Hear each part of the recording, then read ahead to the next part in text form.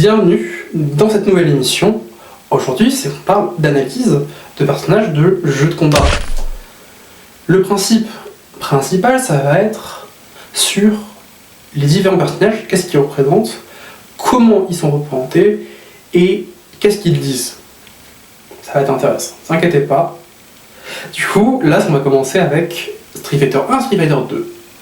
Ce qui va être le plus important, ça va être, pour l'instant, dans cette vidéo, les deux personnages les plus centrales à la série, ceux les plus connus, qui sont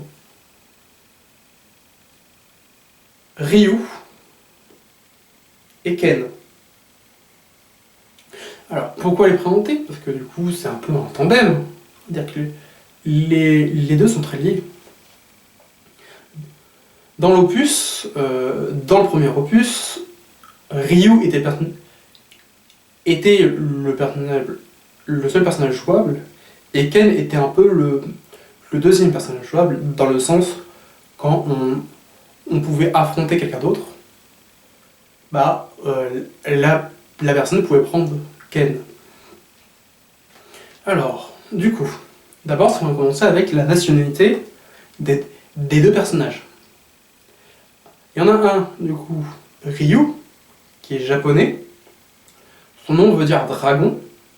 Et son nom définit bien le personnage, car tout ce qui est lié au personnage peut représenter la tradition, la rigueur d'un artiste martial, presque le cliché par excellence. Et Ryu est en kimono blanc, en tenue, alors pas un kimono, ce que je veux dire, mais en tenue combat blanche. Et du coup, pour Ken est américain, son nom est un nom américain, même si Ken peut signifier en japonais point, qui est très approprié avec le personnage. Ken est habillé avec une tenue orange, très proche de Ryu. Et du coup, déjà, c'est qu'on peut voir, avec une première différence entre les personnages, il y avoir des similarités et des différences avec ces deux personnages qui va être important. Alors, dans le premier opus, Ryu était roux. Bon, du coup, quelque chose qui n'est pas resté, mais dans les opus après, surtout avec le deuxième, il commence à avoir les cheveux noirs. Un peu, du coup, assez classique au Japon pour un personnage qui représente les arts martiaux japonais. Avec, du coup, Ken, peut-être qu'on a un personnage, du coup, avec des cheveux blonds pour représenter l'aspect que c'est un étranger pour du coup le Japon, et que du coup c'est comme beaucoup dans la fiction, quand il y a un américain, un français, un allemand, peu importe le pays, tant que le pays est un peu exotique aux yeux du Japon, le personnage sera souvent représenté en blond. Voilà, avec des yeux bleus aussi, un peu très cliché. Il y a quelque chose qui va sauter un peu à l'œil, c'est que le caractère des deux personnages n'est pas le même. Ken est très, on va dire, assidu dans des entraînements, peut-être un peu rigide. C'est qu'il montre un peu une droiture, une rigueur à toute épreuve. C'est qu'on le voit souvent s'entraîner, et même quand on finit son mode histoire, c'est qu'il retourne à l'entraînement pour devenir plus fort. Son objectif est simple, devenir plus fort. Et avec le personnage, ce qu'on va définir, d'abord on va définir une façon d'utiliser de l'énergie, on va dire, positive, et du coup une façon de définir une énergie qui est négative. Du coup, ce qu'on va voir avec, par exemple, du coup, d'autres personnages au cours de cette vidéo, comme Akuma.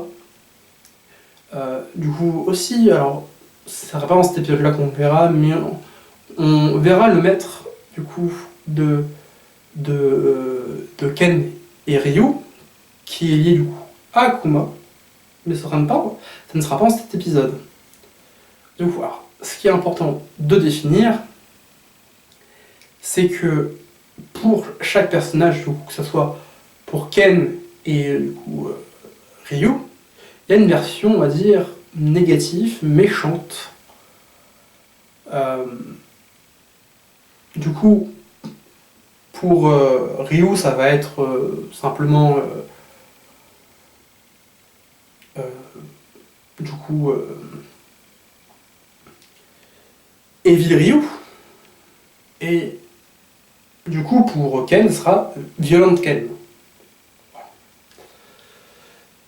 Du coup, ce qu'on va surtout se concentrer sur cet aspect de dichotomie, c'est le développement des deux et comment ces deux personnages sont très liés.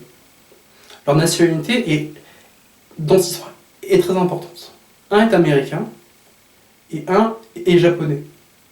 Un suit la tradition et un s'éloigne de la tradition et un peu, on va dire, un peu plus expressif et montre à la fois un lien et on va dire, quelque chose qui les sépare. Du coup, pour Ryu, ce qui est très important pour Ryu, c'est que Ryu est dans le cliché de l'artiste martial. Du coup, archétype, ce qu'on appellerait du Shoto, du coup, qui est un archétype de combattant dans les jeux de combat, qui est un personnage qui tout simplement n'est pas un personnage qui frappe le plus fort, n'est pas un personnage qui est fait pour forcément attraper l'adversaire, le bloquer dans un camp ou autre. C'est un personnage qui a beaucoup d'options, et c'est pour ça que Tech est montré que le personnage par excellence d'un artiste martial basique. Alors je dis basique, même si il y a bien plus de choses à dire que quelque chose de basique sur ces personnages-là. Car simplement, au cours des opus, Ryu et Ken sont développés et surtout évoluent pour devenir différents. Alors, pour Ryu, bien sûr, c'est que vu que c'est qu'il a toujours été dans son principe de devenir le plus fort ou autre, son développement va se baser sur ça. Et du coup, on aura un personnage qui va emmener dans les opus sombrer. Mais surtout, on peut commencer avec le premier opus, où, vu que c'est le héros du premier opus, et qu'il affronte scénaristiquement, de manière canon à l'histoire, qu'il affronte Saga. Saga qui, du coup, ou Sagat, qui est du coup l'antagoniste du premier jeu. Alors, du coup, pour montrer que c'est l'antagoniste, du coup, je vais reprendre des arguments du coup d'une vidéo, voilà, de la vidéo de Liv, qui est très intéressant, qui parle bien de comment le personnage de Sagat a été développé et qu'on parlera aussi en la vidéo. Du coup, c'était que Sagat, dans son histoire, dès qu'il a été dès qu'il a subi une défaite. Et dès qu'il a subi cette défaite, on voit d'abord de Ryu, qui a laissé à Sagat sa marque, mais surtout une rancœur tenace et une rivalité qu'il aura avec Ryu. Et c'est qu'on montre en premier que le personnage cherche la puissance, oui, et surtout développe des coups qui sont aujourd'hui très connus, comme du coup le Hadoken, qui à la base n'est pas basé sur de l'énergie, de balancer avec une pool d'énergie similaire à un Kamehameha, mais tout simplement à une sphère avec les points. Parce que du coup, ça veut littéralement dire avec 2 points. Et même chose pour le Shoryuken, qui est du coup le point du dragon. Ce qui va différencier Ken et Ryu, parce que du coup, sur un aspect avec cette attaque, Ken, lui, a son point de dragon enflammé, qui montre déjà un aspect qui ne suit pas les règles et les codes de la tradition, parce que son attaque est différente, et montre un aspect enflammé, montrant un aspect beaucoup plus fougueux, d'un personnage qui suit moins la rigueur des conventions.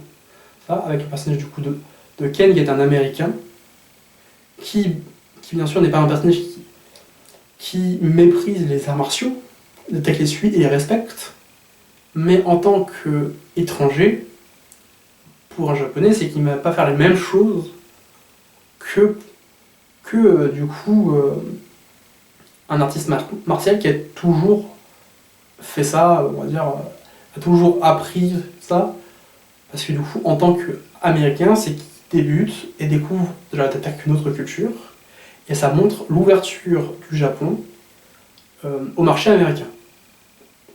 C'est ça qui est le plus important à prendre en compte, c'est que les deux personnages sont si liés, car tout simplement, le marché américain est une grande ouverture, et du coup, pour rendre hommage à leur alliance économique entre le Japon et les États-Unis, on a l'introduction d'un personnage principal du coup, japonais, dans le cliché du coup d'un artiste martial japonais, et à côté, un artiste martial américain suivant l'art martial japonais en tant que respect et non appropriation de cet art martial.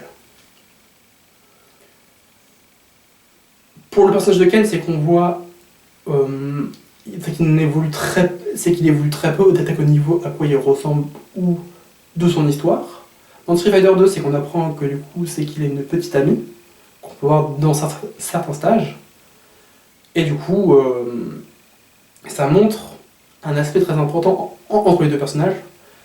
Ryu n'est jamais montré avec, du coup, d'autres... avec d'attaque une femme ou autre, il est montré toujours en entraînement. Il s'entraîne toujours. Alors que du coup, Ken a du temps libre et du coup développe plus, on va dire, sa vie, tout simplement. Et dans le dernier opus, ce qui est très important dans le dernier opus, quelque chose qui change beaucoup avec le personnage, c'est qu'on revoit le personnage de Ken, mais un peu plus proche de sa version, on va dire, méchante, qui est le violent Ken. Dans cette version-là, Ken, similaire à Heavy Ryu, est montré comme un antagoniste. Et là, c'est qu'il n'est pas un antagoniste, mais il reprend la caractéristique un peu débraillé, bousillé, comme si en gros on avait quelqu'un qui